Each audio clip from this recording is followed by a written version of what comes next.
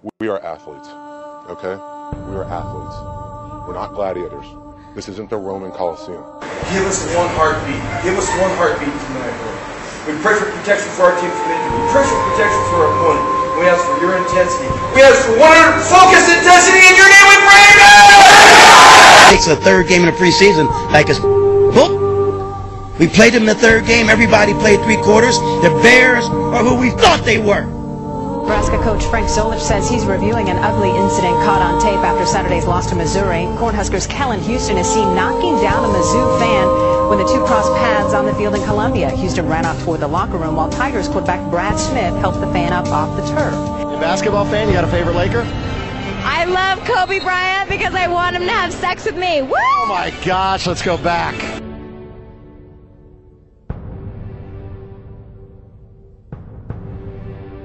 Y'all know I don't stretch. So if everybody asking why 84 ain't stretching, y'all know I don't stretch.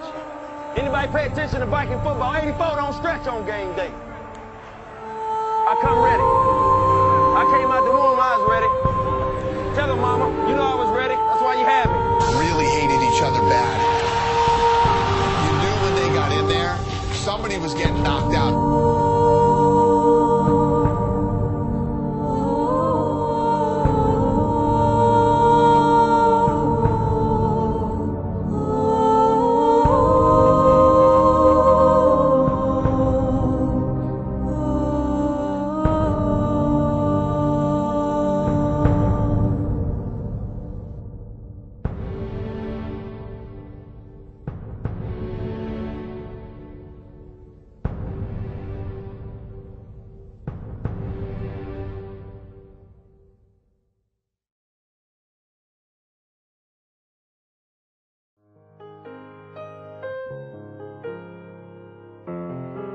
Hello, my name is Andrae Battles, and I'm here today to share my testimony with you. I don't know exactly why you came here. You might have came to the website to see what's going on, but obviously we have testimonies here. Our brother Lionel Mosby and his team, they're doing a wonderful job. And when the opportunity came up to me to share my testimony, when he asked me, I immediately felt that it was the will of the Lord to share my story, because we do know that our testimonies help to encourage everyone else that may have struggled in the same lines of life that we have. Because at the end of a testimony really is the result of God coming and taking over your life. Well, I was born in Dallas, Texas in 1983, January 16th of 1983, to LaFane and Keffy Battles. It was an interesting situation there. My mother was born and raised in Nassau, Bahamas. My father, he was born in Nebraska, but was raised in Texas. And so I guess you could say I had a colorful background. My parents are both from different walks of life. And because of this, because my mother was from the Bahamas, there were times in my life where we would move to the Bahamas and we would stay there for periods of time. From a very early age, I knew that God had a plan for my life, and here's the reason why I knew that. My father and I did not have a relationship. As a matter of fact, my father was verbally and physically abusive to me. And it got to the point at certain times that it was so bad that the police had to get involved. I remember at one particular time, we were living in Atlanta, Georgia, and my father, he struck me down, and I fell and I injured my back, and my mother was just, she was just really irate over the situation. She called the police, and they came and picked him up. And I remember crying because although my father did not treat me the way I expected a father to treat his son, I still had much love for him. And I didn't understand exactly why he, would do the things that he did. But like I said, when the police took him, I cried. And I asked my mother, I said, why is my dad doing these things to me? And I remember, I'll never forget it, I was 9 years old at the time. She picked me up and put me on the bathroom sink or the bathroom counter and looked me in the face, and she said, Andre, I don't know why your father's treating you the way that he's doing, But God one day is going to use these experiences that you have for some purpose. Well, life continued. Like I said, my parents were very unstable. They were in a marriage that they both were having issues being committed to. And when I say being committed, my father, you know, he did things that was not good. He had affairs. He did different things like that. He introduced different things into our lives, such as his alcoholic habit. He was a drinker and he smoked. But at that same year, around that same time that I had this incident at the age of 9 with my father in the physical abuse, I remember my mother or my dad, I can't remember exactly who, they told me to go to the vehicle and get something out of the back trunk. But when I went to the back trunk, the devil had already planned for this to happen. I didn't know. But when I opened the trunk, I found in a box some Playboy magazines in the back trunk of my father's car. And at the age of 9, you know, seeing those explicit images, it really scarred my mind. It was a lot for me. And obviously, of course, you know, because of the flesh, it was attractive. I didn't know exactly what I was looking at. But a certain feeling came over me as a result of looking at those magazines that particular day. And it began a train of possession in my life, meaning that the devil used pornography to be a crutch for me for many, many years. And you know, I tell you, man, the life that we live, we begin to learn quickly as we get older, as we mature, that there definitely has to be some spirit or some entity out there that's working against us. And we begin to learn that very quickly. And like I said, with the pornography there, I definitely understood in times later that that was the devil and his power against my life. Well, anyway, we moved to the Bahamas shortly after this period. I'm the oldest of 5. I'm the only boy. I have no brothers, but I have 4 sisters. And like I said, we moved to the Bahamas. Because of the situation between my dad and I, because of the relationship or the non-existent relationship, it caused me to look for love and attention, affection in the wrong places. And if you're a father watching this video, I would advise you, please, especially if you have a son, spend time with your son. Please, because that son looks up to you. Regardless of whether or not your attitude or your influence upon that boy is positive or negative, he still looks up to you. And he will seek to emulate your character. He will seek to copy what he sees in you. And my father was a huge jazz fan. He loved jazz music.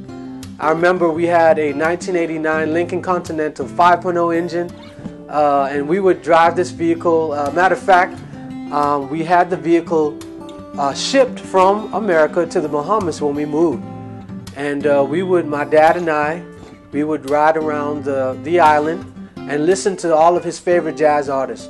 And I fell in love with this music, but little did I know even at that time that was another crutch that the devil was using, because the very word jazz means sex. If you were to study that, it means in its original form, ejaculation. And it's another form of sex. And so the devil knew what he was doing. He was trying his best to keep me down with sexual sin. And I'll share some more about that as we go on. But we would listen to jazz all the time. We'd drive around, and that was the only time me and my dad ever really had any kind of connection. When I was growing up was when we would listen to his favorite music riding around the city. Besides that, there were some dark days. And I remember my father was a very avid basketball fan. As a matter of fact, he himself was a good basketball player. He had aspirations as a young person to enter into the professional league. But you know, things happen, and it never did work out for him that way. So of course, all of those dreams fell on my shoulders. And as a child, you know, you're not really trying to live out your parents' dreams, so to speak. You're just trying to have fun. Well, it just so happened that in the Bahamas where we lived, we stayed with my mother's grandparents. And right across the street from where we stayed, there was a basketball court there. And so, of course, there was a place where I spent a lot of my time. And I remember one particular evening, I must have been 13. My dad came across the street to watch me and some of the neighborhood boys play. And immediately I felt a spirit come over me. I was not happy about him coming because I knew that he would critique me and criticize me in the way that I was playing. And sure enough, he came over there and we were just playing a pickup game. He came on the court and he seeked to embarrass me. I remember, I'll never forget it. I took the ball and I tried to make a particular shot and I missed. And in front of all the neighborhood guys, younger guys, some were older, he cussed me. I mean, you goofy blank, blank, blank, blank, blank. And immediately these kids burst out in laughter. And they weren't laughing with me, they were laughing at me. And it hurt because not only was I receiving criticism, but it hurt more because I was receiving it from my father in front of strangers, basically. And I never forgot that situation, never forgot that incident. And from that point, I sought really to hate my father because I felt like, well, he hated me, and I couldn't understand why. But anyway, growing up wasn't easy because we moved back and forth between the Bahamas and America. So often we were always uprooted. Just as my feet were getting firmly planted on one particular place or in one particular area, my folks would snatch us up, all 5 of us, me and my sisters included, and we would have to move somewhere else. And this was definitely emotionally hard on us. Because as kids, you want a stable environment that you can grow and mature and develop in correctly. But we did not have this luxury. I remember attending the academy there. It was a Christian academy there in the Bahamas that I attended. But because there was so much emotional stress and drama in my life, I could not focus properly on my schoolwork. Mind you, I was not a dumb child. My mother made me read. I remember her giving me book reports to do. I would have to read books and give her a report as to what I read. And so that started a love interest for books. But at the same time, I was never able to focus my attention on studying hard enough to make the grades in school. And so I received a lot of criticism and ridicule, even at the academy, the Christian school that I attended. So I quickly began to receive the label of being a bad boy, because hey, when you're not recognized for good things, you want to be recognized for something, so you turn to the bad. And I definitely became rebellious, and there were a lot of times in school where I was expelled because of my behavior, getting into fights, bringing firecrackers to school and setting them off in the gym, just different rebellious things that I would do because there was a void in my life. I was looking for attention. If I'd only known then what I know now, and that is that God had a specific plan for my life, even during the chaotic moments that I experienced early on. If I had only known that then it would have changed a lot of the course of my life. But anyway, as life continued, the pornography that started to grow. I remember my grandparents had an old-fashioned satellite dish in the back of their yard.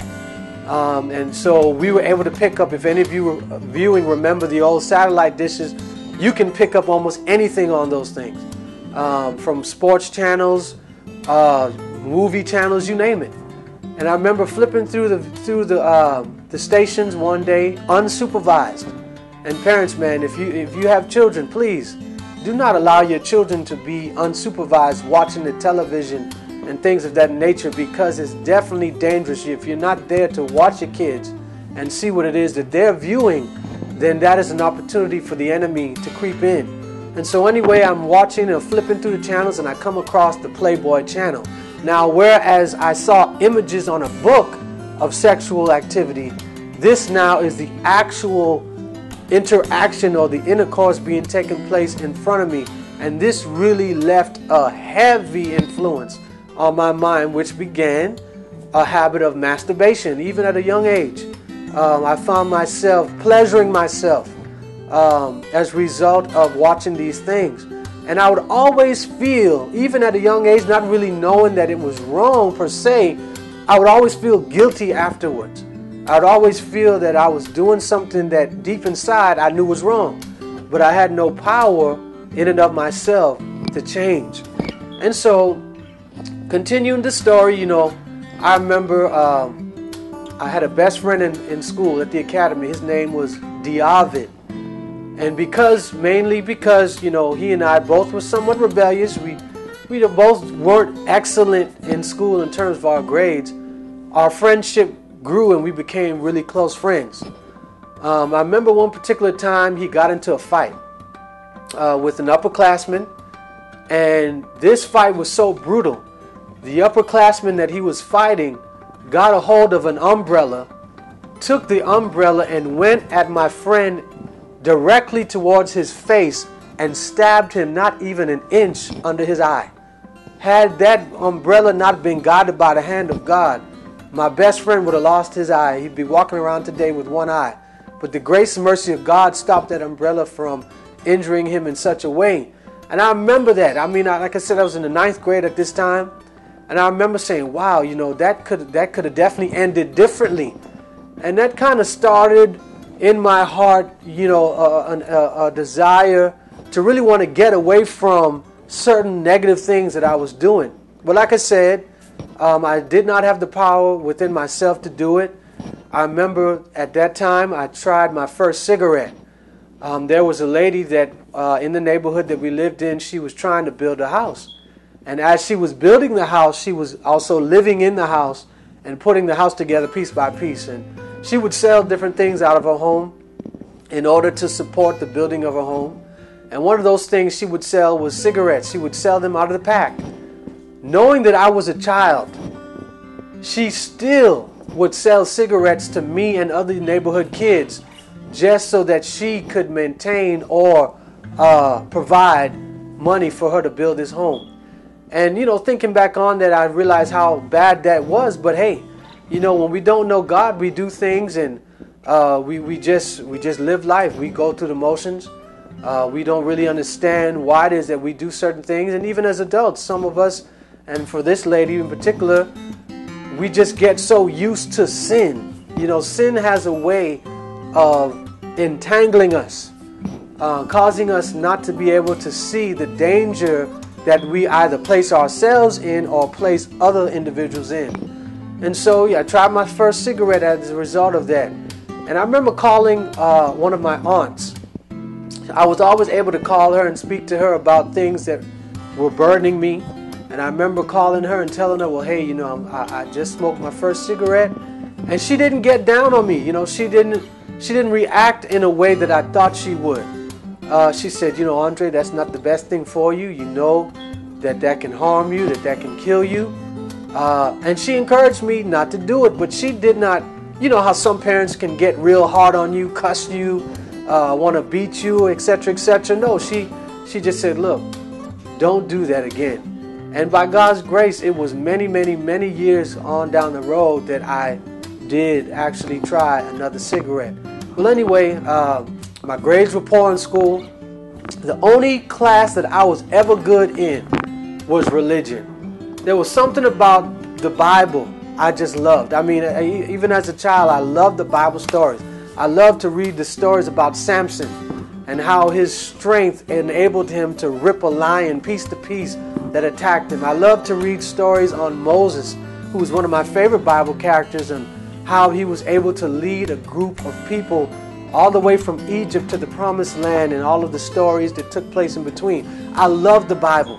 I loved stories, and that was the only class in school that I was able to receive good passing grades in. Everything else I failed. If science, mathematics, English, grammar, and like I said before, it wasn't because I was dumb. It wasn't because I did not have the understanding to do these things. It just was a result of such the emotional stress that I was coming up under. Well, eventually, my folks decided that they were going to move back to the U.S. And at this time, I decided that I wasn't leaving. You know, I was like, you know what? I'm tired of moving. We've moved from the U.S. to the Bahamas and back to the U.S. so many times. I'm staying put. I'm staying here with my grandparents. And so for a time, my folks consented to that. They left, my dad, my mom, and my 4 sisters, and they moved up to the Dallas, Texas area. And I stayed in the Bahamas with my grandparents. And at that time, I really began to become brave in my rebellion.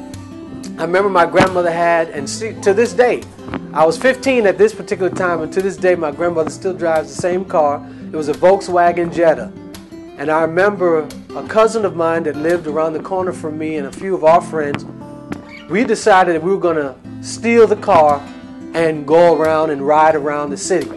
My grandmother and my grandfather had left the house. They were on errands and they were riding with other people. They left the keys to the vehicle there, and I found them, and my friends and I jumped in the car. Of course, I drove, and we drove around the city, and I just began to become bold. I had a girlfriend. You know, I was beginning to indulge in different things in terms of sexual activity with the opposite sex. So I was beginning to quickly go down a dark path. And my mother, realizing that, you know what, my son needs to be with me, needs to be raised with me under my roof. I remember one day she called me. And I answered the phone. I said, hello. Didn't know who it was. I just answered the house phone. And immediately mother said, who are you having sex with? And it just blew me out of the water. I was like, huh? And I said nobody, which was true. At that particular time, I was not sexually active, although I was doing other things. But it startled me. And she said, you know what? You're my son. You're my child. You're coming to live with me. And so about a month or so later, sure enough, I found myself on a plane flying back to the U.S. to live with my parents. And I was upset. I did not want to do it. Because not only was I tired of having my roots uprooted out of the ground and moved around, I didn't want to be around my dad. And obviously my father and mother were still together. And so I got to the Dallas, Texas area. And let me backtrack here just a bit. I knew that, like I said before, God had a purpose for my life. What I didn't know was that the enemy, because I was not really aware of Satan and how he works at that time, I did not know that he had a plan for me also, and that plan involved death. When I was 14, I was diagnosed with diabetes. I woke up one morning and I could not see in anything within 2 or 3 feet in front of me. I mean, it was just, my vision was blurred. I couldn't see. I remember having other symptoms like frequent urination. I was always thirsty. And, you know, of course, at that time, I didn't really know what was going on. But once I realized that morning I woke up and couldn't see, I thought I just needed glasses. My grandmother took me to the hospital because at this particular time I was still in the Bahamas. And I went and we checked my eyes, and the doctor said, well, yeah, you definitely need glasses. But the wisdom of the Lord was placed upon this woman's mind, this doctor. And she said, before I prescribe you some glasses, how about we have you go to the clinic and they do a blood sugar test on you to make sure your blood sugar is not too high. Because, of course, she knew that this was one of the symptoms. Sure enough, my blood sugar was 700 plus over what it should have been. As a matter of fact, a normal blood sugar, for the listening audience that may be familiar, normal blood sugar levels are between 75 units and 125 units. Mine was 700 plus. So the devil was trying at that time to kill me. And had I not went to the hospital at that point, I might have slipped into a diabetic coma, and I could very well have died at the age of 14. God has been so good to me. And I have to say that no matter what you go through, no matter what experiences you've been made to go through and endure, God still has a plan for your life. And you know, the Bible says that, behold, I've known you, I've formed you within your mother's womb, and even before that moment I knew you and had a plan for you and was able to give you something better than what it is that you will find as you go through your life. But I didn't know that, you know, and many times we don't know these things early on. So I moved to Texas with my parents, regrettably. But of course, the enemy followed. He never wants to leave us alone. And I became an avid football freak. I was, at this time, mind you, I was in the 10th grade when I moved to Texas, which put me at about 16. And I was nearly 300 pounds in the 10th grade, 6'2", 300 pounds. And when I went to the school, remember my sisters had already came before me, and so when I got there, I was trying to make my way around and make myself comfortable. And I remember one of the coaches ran into me, one of the football coaches. He said, "Excuse me, sir, are you looking for your kids?" That's how big I was. He thought I was an adult. And I said, "No, I'm not looking for my kids. I'm a student here." He grabbed me by the shoulder and drugged me to the locker rooms, the coaching staff area, and he signed me up for football right there. Coming from the Bahamas, we don't play the traditional NFL type football. You know, we didn't play those kind of games really. So I wasn't really familiar with football. But because of the attention that I was getting, because not only were the coaches elated over my size and the potential of my ability, I was receiving attention from some of the ladies. And of course, as a young man, that's what you want. You know, you want to be looked upon as unique for whatever talents you might possess. So anyway, I remember getting signed up for football, and I did pretty good. They put me on the defensive end side of the football. I was a defensive end, and basically the coaches said, "Look, if you don't understand anything, just go after the person with the football." And my very first play, I will never forget it, my very first play in cleats, I sacked the quarterback, and I felt good. The crowd was cheering, and I just felt like, okay, yeah, this is going to be something that I can find a niche. Because mind you, when you grow up with negative atmospheres, you grow up with a broken relationship with your parents, you tend to want to find something that you can focus your energy on.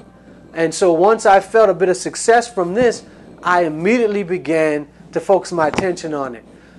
The girls, like I said, began to come around because of the ability, the physical ability, and I began to like that. I began to acquire friends. People who I knew wouldn't really bother with me had I not been talented, so to speak, but yet because I liked the attention and because I felt a part of the in crowd, I went along with it.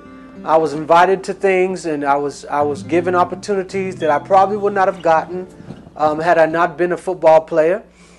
And you know, looking back at that time, you know, I realized that whenever we seek to use talents or abilities to elevate ourselves, yeah, it may feel good for a time, but really in reality, our abilities and our talents sometimes causes us to overlook who we truly are and cause us to sweep our issues under the rug and deal with them maybe at a later time. Because we're getting the attention of the crowd, we're getting the attention of the people, because we're looked upon as great or talented, it helps us to think that we're better than we are, and so we never deal with our issues. And that was me. I was chosen to go and play. We were chosen All-American team to go and play in Disney World in Florida. They have a complex there called the Disney World Wide Worlds of Sports Complex. And we went out there. The year was 1998. In high school, I was in the 10th grade. I got a chance to go out there and play. And, you know, we had fun. And you know, growing up in the church, which I forgot to mention, yes, I did grow up Seventh-day Adventist. I grew up a Christian. And when I say that, not that I myself had a personal relationship with God. I grew up knowing of God. I grew up with parents that made sure that we at least attended church. But at the same time, I myself did not have a personal relationship. And as a Seventh-day Adventist, for those of you that don't know, we believe in the fourth commandment, which says, remember the Sabbath day to keep it holy. 6 days shalt thou labor, do all thy work. But the seventh day, which is Saturday, is the Sabbath of the Lord thy God, and in it thou shalt not do any work. But when I was playing sports, we played on Friday nights. And biblically, the next day begins when the sun sets on the previous day. And I was playing football on Friday nights. And when I went to Disney World, we had to play several games, and they were all on the Sabbath, on Saturday. And at that time, it didn't bother me any, because it felt like to me, well, this is going to be my future. But you know, the Lord has a way of turning you around. And I remember once I got back to the U.S., or rather, once I got back to Texas from the Florida trip, we were playing a particular game against a school. And they have this maneuver in football where the offensive player does what we call a chop block, where they go towards your knee so that they can stop your forward progress as a defensive player. And I remember this individual went down and he did a chop block maneuver on my knee, and it hurt my knee so badly. My knee was swollen. I was not able to walk properly. I don't think I broke anything, but I really, after that experience, it caused me to realize, you know what? This is a full contact sport. And although, yes, I was involved in hurting other individuals in terms of going after the individual with the ball and bringing them to the ground, I never had experienced prior to that moment any physical pain from something, from an outside force on the field. And it really made me think about what I really wanted to do, because, not that I was soft or that I was weak, but I couldn't imagine myself playing this game throughout the rest of my high school career, playing it in 4 years of college, and then going possibly, if it ever went that far, to the professional leagues and playing it for 10, 15, maybe years. I couldn't imagine going through that kind of pain. So that changed a lot of my mindset and caused me to ponder, well, this might not be it. I had those thoughts. And so as a result of that, that was my last season playing football. And I gave it up willingly. Nobody forced me. I just said, you know what, this is not it. I'm not going to pursue this any longer. Well, of course, the devil always wants to occupy our times. There's a saying that says an idle mind is the devil's workshop, which basically means when you don't have anything to do, when you don't have scheduled activity, when you don't have things planned, and you're just sitting around, that's when your mind is open to the suggestions of the enemy. And this was me around the time when I stopped playing sports. We were still living in Texas, but what ended up happening, my father got an opportunity, both my mother and father got an opportunity to move to Florida with their job. And so we decided as a family that we would do that. And when I moved to Florida at this particular time, I was 17 years old. I was just coming into myself. I was beginning to mature physically.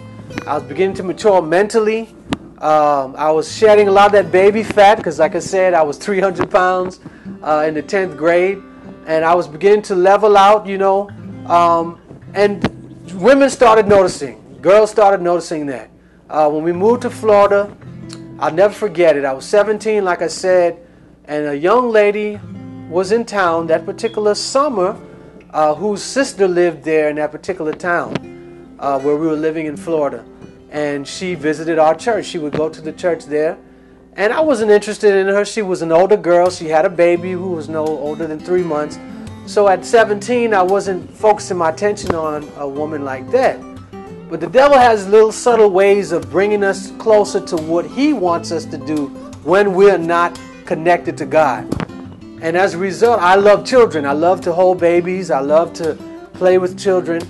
And an innocent time, I just asked her, well, hey, can I hold your baby? And she said yes.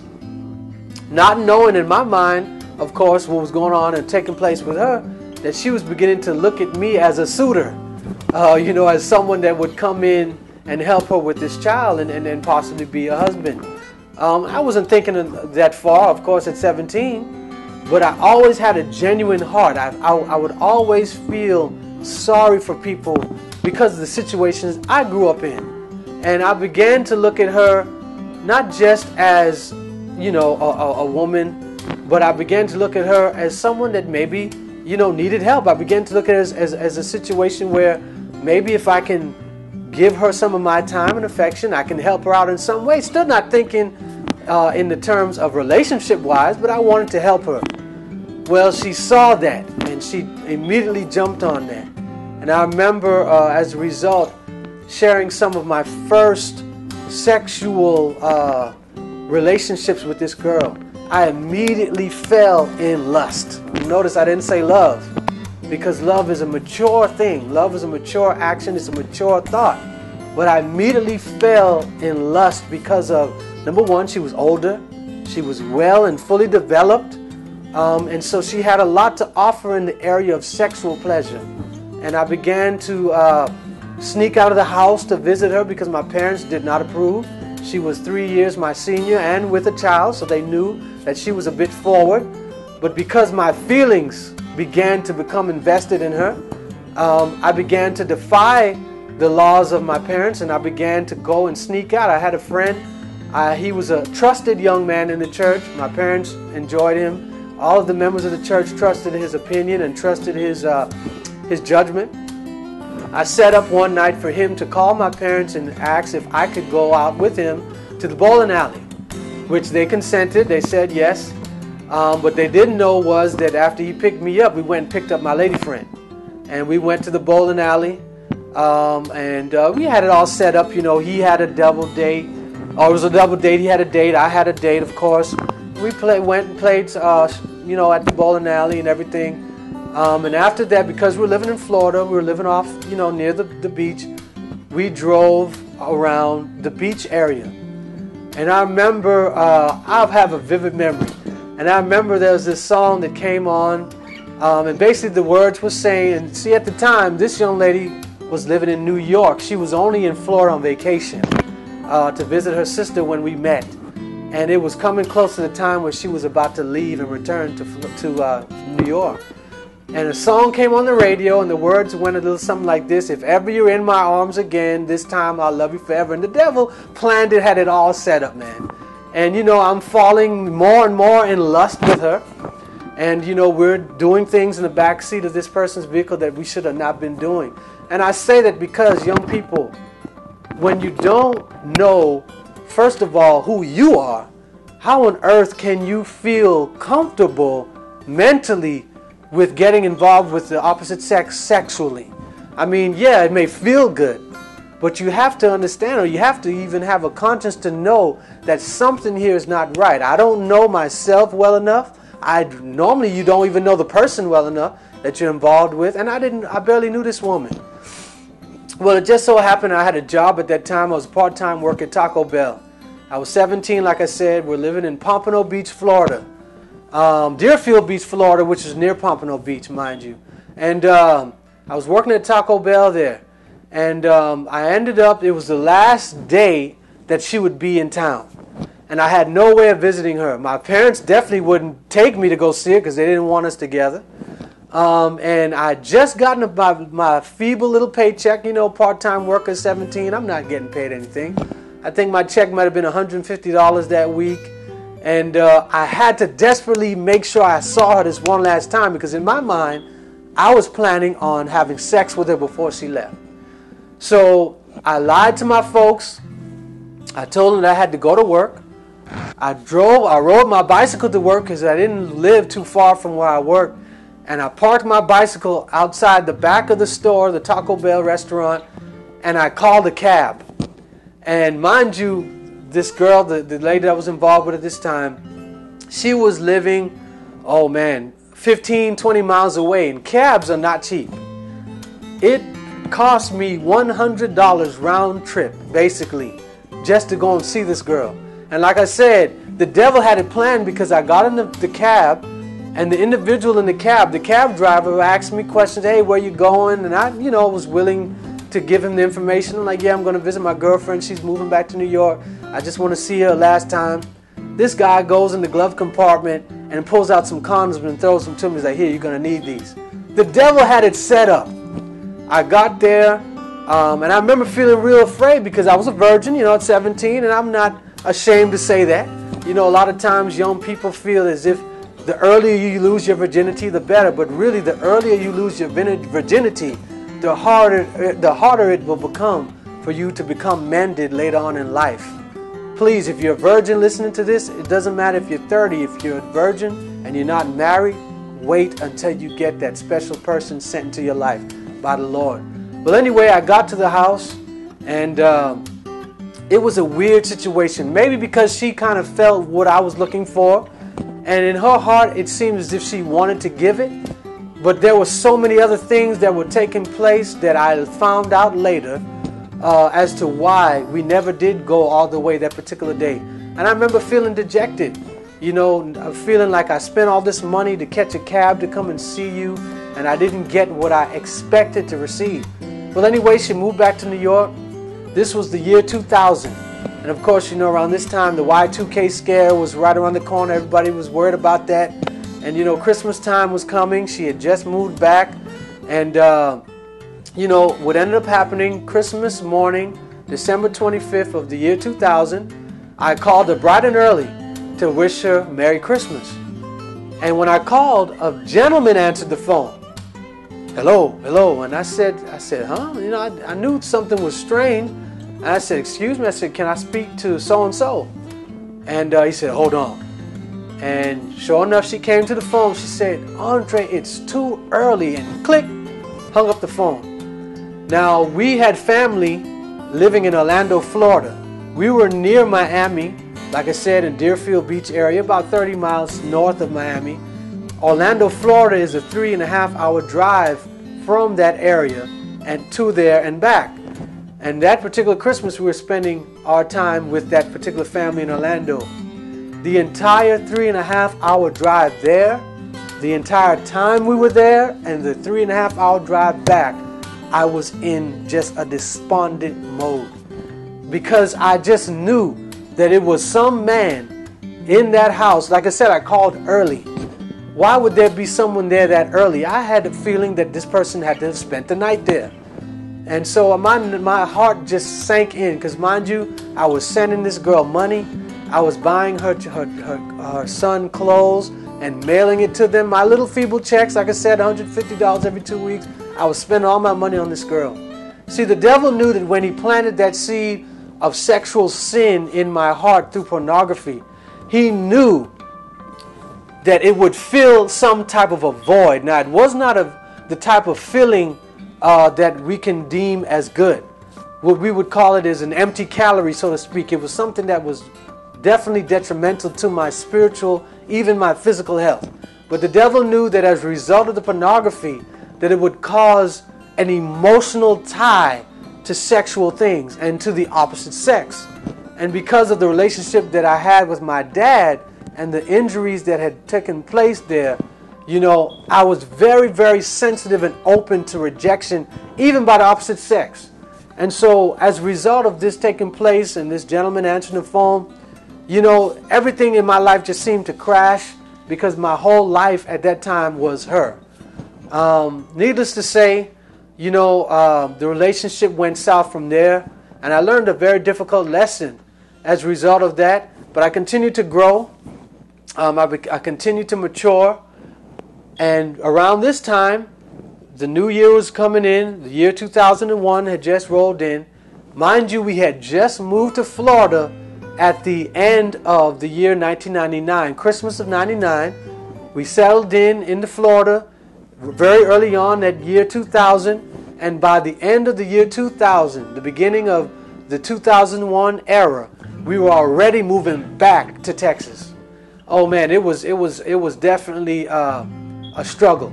And this time, my grandfather, my dad's father, was the one, I guess you could say, that I blamed for it. He had a business, a construction business, and he wanted my father to come and help him as an assistant manager. So he drove his trailer all the way from Texas to Florida and packed all of our belongings and drove us on out of there into Texas. Man, it was tough because, like I said, growing up and then still at this time still living with my parents, we moved around so much. So when we moved to back to Texas, I was determined, you know what? I'm not getting back into high school. I'm going to get my GED and I'm going off to college. Now remember when I was 9, I told you my mother sat me down and told me, looked me in the face and said that God has a plan for your life. And although at that time I could not understand it, I was beginning, as a result of the circumstances I had been through with my dad, the negative relationship with this young lady that I just mentioned, and just different things, the sports, I started beginning to feel the pull of God on my heart to become a minister. I remember one particular time we were in Atlanta. We had already moved from there. We were on vacation back in that area, and it was during the Summer Olympics of 1996. I'll never forget it, which the Olympics were hosted in Atlanta, Georgia that particular year. I went to sleep that night. We were in a hotel room, my folks and everyone, and I went to sleep. And immediately I was awoken by my dad. He shook me real violently and said, "Wake up, wake up." And I woke up and I asked him, I said, what's the deal? Why are you waking me up? He's like, "Because you look like something's going on with you." I'm like, "What do you mean?" He's like, "You were just all over the ground, rolling and rocking in your sleep, screaming to the top of your lungs that you wanted to be a minister. I want to be a minister. I want to be a minister." Now, of course, I don't remember that because I was sleeping. But when they told me this story, it was interesting. It just kind of made me think like, wow, I guess maybe I was dreaming about preaching. So the Lord was still bringing me back to that foundation of Him having a purpose for my life, regardless of the negative that was there. So anyway, I got my GED. I was just about to be 18, and I determined that I was going to go to college to study theology. The Lord opened doors, or at least it appeared that He began to open doors, and I was able to attend college, not very far from where my folks were currently living at that time. And like I said, I entered to become a minister. I began to study religion. And at the age of 18, I did not know God either. It was no real different in my spiritual life at 18 than it was at 6, 7, 8, or 9. I was just a little older and really more rebellious because at that time, now I'm away in school. I have no parents above me to tell me when to go to bed, when to get up. There's no one there to direct me, to tell me how to live my life, how to spend my time. And in college, it's not like high school where they make you do your schoolwork. Hey, you're paying for your education now. So if you don't do your schoolwork, they're not going to hassle you about it. It's on you. And so at that time, it just became a big party for me. I was not focused at all. I remember getting involved in another relationship. And this particular young lady was a Puerto Rican girl, beautiful on the outside. And when I say on the outside, I emphasize that because many times that's all we're looking for. We're not really looking for a person that can help us spiritually, emotionally. We're not looking for someone that is a spiritual person. We're only looking for an outer shell that can make our flesh be satisfied. And she was beautiful. I remember other guys on campus couldn't believe that Dre got this girl. And I guess maybe because she was a bit out of my league, but I was very determined. She didn't like me at first. There was no interest on her part in me, but I would not give up. And 3 months of courting or pursuing her, she finally consented to be my girlfriend. And of course, I felt on top of the world. I felt like, yeah, man, I got the prize. All the other fellas wanted this girl, and I got her.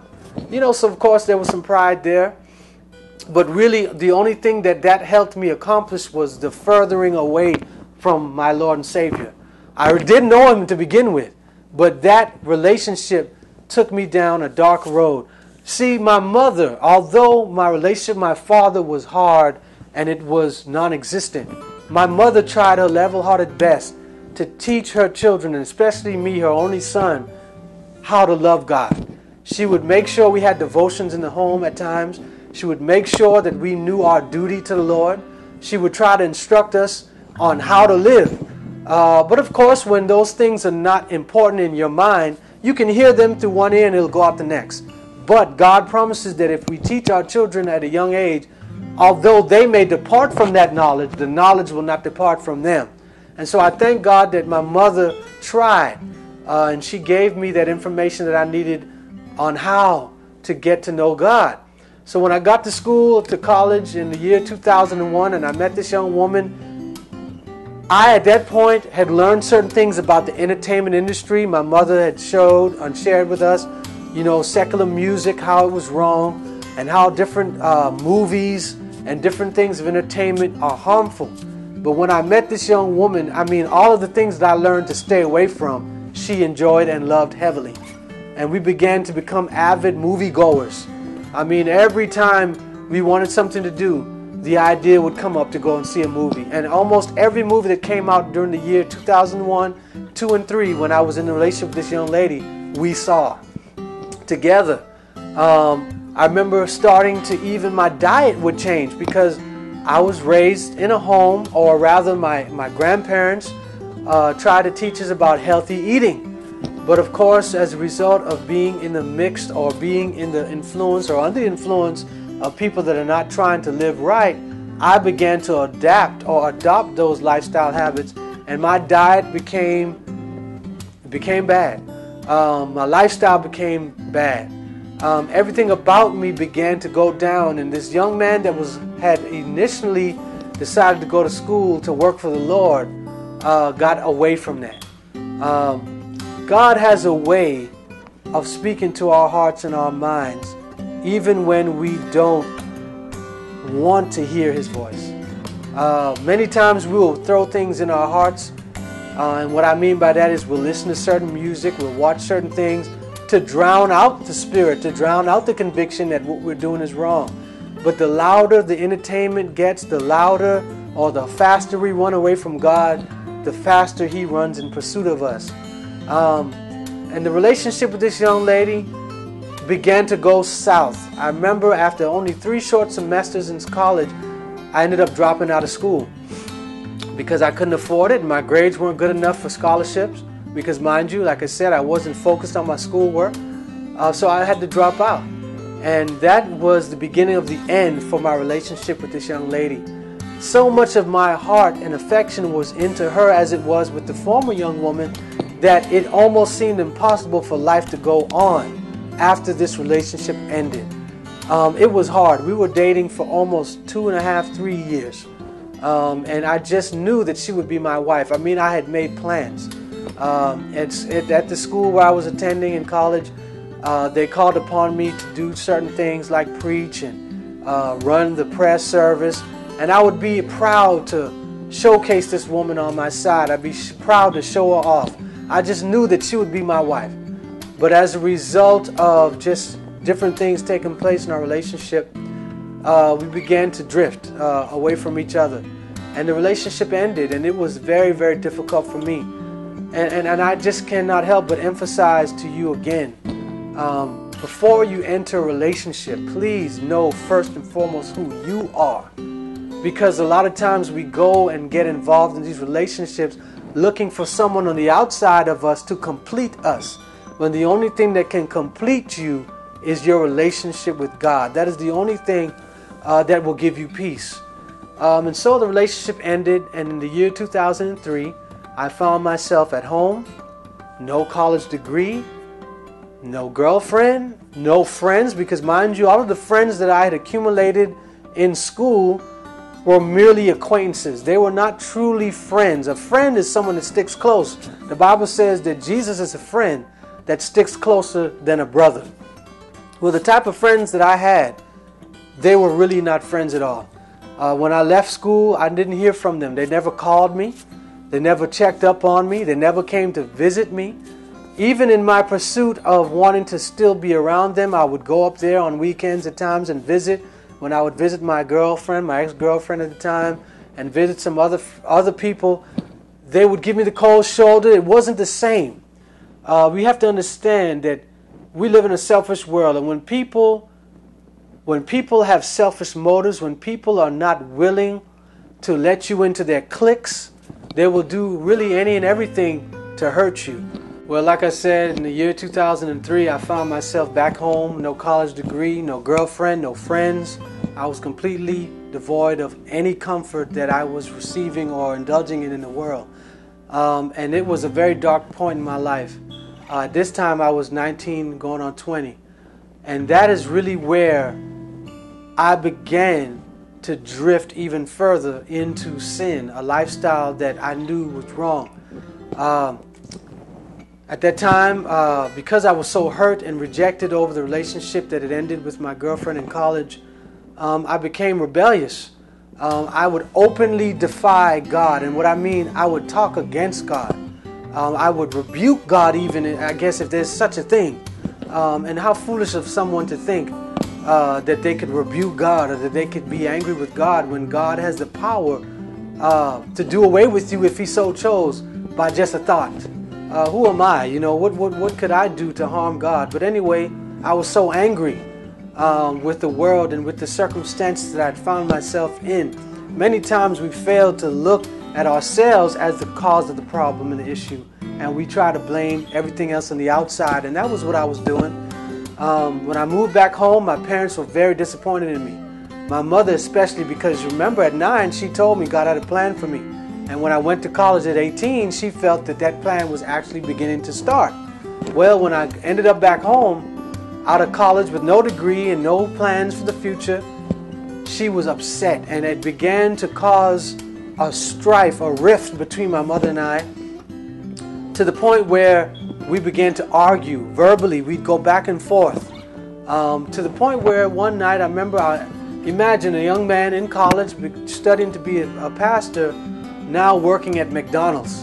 And I remember getting home late one night because after work I went over to a friend's house. We watched a movie. You know, we fill our time with a lot of things that we feel can comfort us when really in reality it doesn't. And I got home late and my mother was waiting up for me. And we got into an argument again. It got so heated that I took my television and threw it across the room. And she called the police. The police said, "Look, son, you're above the age of 18. You have the rights to leave, because if we do have to come back, somebody's going to jail, and most likely it's going to be you." And so I called some people that I knew that I could stay with until I got myself on my feet, and I moved out, which began negative things in my life. I began to start drinking alcohol, and up to that point I had never done that. Remember, like I said, at the age of 13 or so I had my first cigarette, but that was it. I never did do it again. But as a result of some of the things that were taking place, I got back into that habit, started smoking cigarettes again, and lost my virginity around this time. All because I was drifting so far and so far away from the Lord. The devil had it all planned. I remember just feeling so low that I didn't care how I looked. If you could see pictures of me at that point in time, I had an afro about this high, hair all over my face. I didn't care about my appearance. I didn't care about life. As far as I was concerned, if I had went to sleep one night and didn't wake up, it'd be no big deal. Because I felt like a failure. I failed in my relationship with my father. I failed in my relationships with my girlfriends. I failed at school. Now I'm subject to be nothing. I'm subject to work at McDonald's for the rest of my life and be a failure. So I was hunting sexual pleasure with the girls that I worked with. I started having relationships with many of them, and not relationships as boyfriend, girlfriend, sex. That's all it was. I was not concerned about them. I became cold. My heart became callous because I didn't care anymore. I felt like I had been hurt so many times that I now was on a rampage to hurt other people. And women were most times, the avenue in which I used to hurt people. I hurt the women I was with. The devil knew what he was doing. He knew that if he could destroy my life and take my life away from me at that time, that I would be eternally lost. But thank God that there is hope in our lives, and that God stepped in and caused the events in my life to turn around. What ended up happening was I found out that there was a school, a self-supporting school in Arkansas. It was a Bible college that if I was willing to go, all I would have to do was to be willing to do work, and I would be able to pay for my tuition, basically from doing door-to-door book sales. We sold religious books, and so I took the opportunity and I went. And I went there and I really felt like, God, I'm going to give you my life this time. I'm going to do it right. I'm going to make sure that I strive for that perfection that you said that we could have. And I tried. I really did. But there was still something missing. Where at first I was not encouraged at all to serve God, later I became encouraged only to do something for God. I was not concerned in giving my heart to God. I was concerned only doing a work for Him. Lord, okay, I'm going to be this great preacher for you. I'm going to be this great teacher. I'm going to do this. I'm going to do that. And God was like, yeah, that's good. Those are good ideas to have. But do you know me? And the answer to that question was no. So I went to this school not knowing God, and not even 2 semesters later, I found myself back out of school. A second failure now with school. I did not finish there. And you know, whenever we fail at something, the devil has a way of whispering into our ears how filthy we are, how undeserving we are, how bad we are, how stupid we are. And if we are not close to God, we will receive these whispers, these thoughts that He injects into our minds, and it will affect how we live. And it began another dark stage in my life. I ended up getting mixed in with marijuana. And oh man, this really took my life for a spin. The devil and his temptations are like getting into a fast car where the driver is intoxicated. What do I mean? A fast car is already dangerous, meaning that it can be driven at high speeds. And if you're not trained to drive that car at high speeds, and even if you're trained, you can get hurt. But then adding that to an individual behind the wheel that's drunk, that's double trouble. And the devil knew that this marijuana habit that I began to cultivate would be that double trouble in my life, because it became my life. It started to control me. If I couldn't get high, I didn't want to do anything. If I couldn't get high, I didn't want to go to work. If I couldn't get high, I didn't want to sleep. If I couldn't get high, I didn't want to do anything. And it just became a crutch in my life. And it was something that was so dominant of a force in my life that I ended up growing and cultivating my own marijuana so that I wouldn't have to buy it and have to go and look for others to supply it for me. And as a result of that, growing it, I got busted. And I went to jail in the year 2007. I'm skipping over some things here. I ended up going to jail, and that really, although I went to jail, when I got out, it really wasn't like, yeah, I need to get my life together, because like I said, I didn't care about God. My whole objective in life was for pleasure. That's it. If I could pleasure my flesh, if I could smoke my blunt, if I could drink my liquor, if I could do whatever it was that made me feel good, then I would be fine. And that was really the pursuit of my life up to that point. What changed me? All of these things that I've shared in my life, and the negative relationships, and the drugs, and the alcohol, and the sex, what was it that came into my life and finally changed me around? In the year 2007, I had an experience. One night, a friend and I were smoking some weed. Me, him, and his girlfriend. We were in my apartment, and we were playing video games at the time as well. I remember feeling like a dark presence coming over me, but it wasn't mental, it was physical. Like I could feel something breathing on me heavily. And I looked at my friend and his girlfriend. I'm like, man, do y'all feel that? And they were playing the video game. They were having a good time. They didn't feel anything different. But for some reason, I just kept feeling like it was almost as if someone was strapping a straitjacket onto my chest and just getting it tighter and tighter. And I mean, it got so comfortable, I eventually asked them to leave, if I remember correctly, because I needed to get away from what I was doing. I needed to put out the blunt. I needed to turn the video game off and figure out what was going on. Maybe I thought that it was my health. Maybe my heart was beating too fast because of the drugs or whatever. I don't know. I didn't feel comfortable. I remember getting up and jumping in the shower, feeling like I could wash the feeling off, and it was just even stronger. It wouldn't go away. And I remember just feeling so down and like, oh man, this is not good.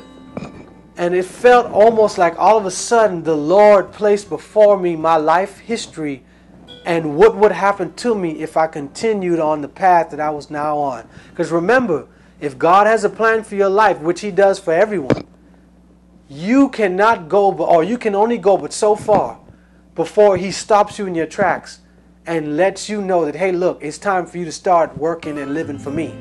And this was this particular incident.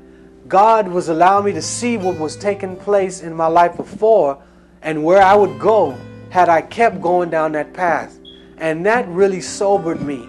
You know, it really caused me to stop and think, because a lot of times in life we get so tangled up in the day-to-day things that we're doing.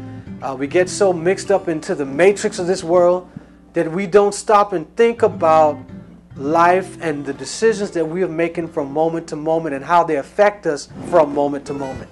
We don't stop to think about those things. We're so concerned with pleasure. You know, the Bible says that there is a way that seems right unto a man, but the ends of those decisions, the ends of those thoughts is eternal death, is what the Bible says. And this is true because, I mean, how many of you out there listening can relate to the fact that when you design to do something with yourself, you will allow nothing to stop you, whether it's good or bad. If you are going to become the world's biggest dope head, then you're going to do that. Or if you're going to become the world's greatest businessman, if you're focused and you know that this is really what you want to do, that's what you're going to do. That's what you're going to put your mind and your focus, your attentions on. But we also have to know that no matter what desire, no matter what aspirations that we may have for ourselves, if we don't add God to that, then it's going to fail somewhere along the line. No matter how successful we may get, no matter how close to the taste of success we may come, if God is not a part of it, we're going to fail somewhere. And no, failure is not. You may get the money, you may get riches, you may get the fame. So you're saying, well, okay, if I got money and fame, how can I fail? We fail in the fact that we forget to work on self. We forget to present ourselves to the Creator to have Him mend us. Because remember, we're all broken people. We're broken vessels, and the devil loves to toy with our minds. He loves to toy with our emotions because eventually he wants to break us. He wants to destroy us. And so we come many times to the realization that we are broken, but yet rather than go to the Creator to have ourselves fixed, we stay where we are and we end up becoming even more destroyed. And this was me. You know, the whole story that I've shared with you these few moments has really just been a story of complete darkness, because until Christ came into the picture, there was no light. My heart was hardened by sin.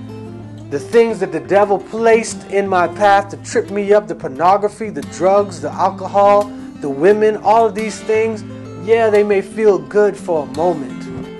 But when the party's over and the friends are gone and the people that you smoked with and drank with and had sex with have went to their respective homes, you're left by yourself in perfect silence. And it's still the issues that you have before are still there with you now. No matter what kind of joy you may felt during the time of the music and the dancing and the partying and the drinking, yeah, that stuff may feel good. You may feel like, yeah, you know, this is the kind of life I want to live for the rest of my life. But you know, when those times come when you're by yourself and that high or that drunk feeling is just starting to come down, and you realize that no one else is around, and your conscience starts playing on you, and you realize that I am far away from my Creator. I am far away from God. And when that time comes, what do? Rather than run to God and say, Lord, take me as I am. Remember the story of the prodigal son. He thought that, well, my father's not going to take me back as a son, so I'm just going to ask him if he'd take me back as a slave, as a servant. No, Jesus says, look, come to me, all ye that labor, that are heavy laden. What are we laboring with? What is this burden that's on us? It's sin. How many times have you rolled that joint, rolled that blunt? How many times you picked up that bottle? How many times you called that woman or that man that you've had sexual relationships with, knowing that that thing is not going to bring you complete lasting joy, but yet you do it anyway? How many times you've thought that? How many times have you said to yourself, you know what, I need to stop this, but you couldn't? Why? Because you were under possession. The devil now has you tied to his train of sin, and you cannot break free of it of yourself. That is when we have to come to the realization that we are weak, that we have no power and we have no strength, but that there is a God in heaven that will do all within His power to save us. That's when we need to come to the point where we fall on our knees and cry out to God, Lord, save me, because I'm drowning out here. The devil has so many things out there for me that's enticing to my flesh that if I keep doing it, I know I'm going to end up dead. And I'm going to end up lost and eternally separated. We know these things, and for those of you that don't know, that might be watching this, believe me, the reason why you don't feel complete satisfaction after you do something is because most times that thing you did has no eternal value. It has nothing within it that's going to elevate you. It has nothing within it that's going to propel you and carry you on to the next moment. Think about it. Think about it now. When the money's gone, the money that we spent on that fast car, we are so encouraged or so enthused to go out and get more money because, hey, that car alone by itself is not going to make us happy.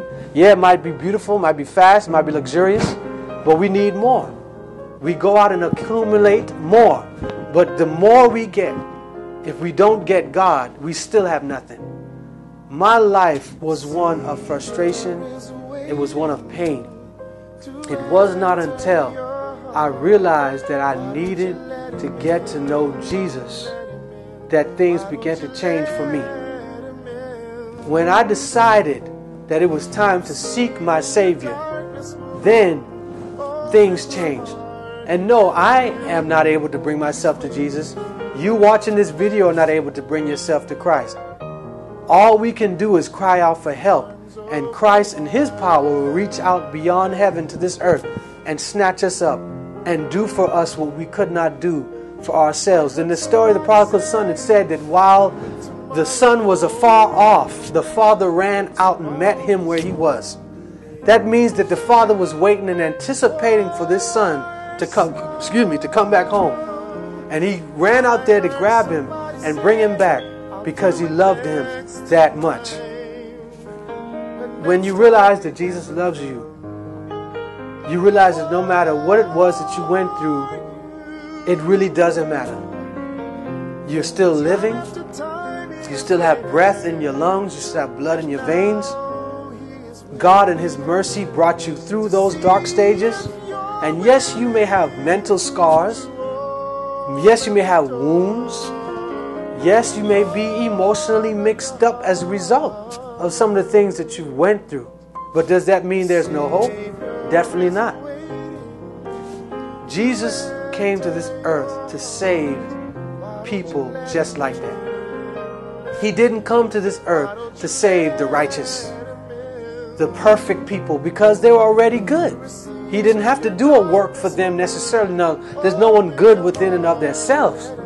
But Jesus is especially concerned. He is especially close to the ones out there that find themselves covered in darkness. Darkness meaning negative habits, negative thoughts, emotional and physical strain as a result of the lifestyle that we've lived and the things that we've done. God is particularly close to us. So this means then that no matter what we've been through, now is the time. If we hear God's voice calling us and telling us to come home and to dwell with Him and to give our hearts to Him, now is the time to do that.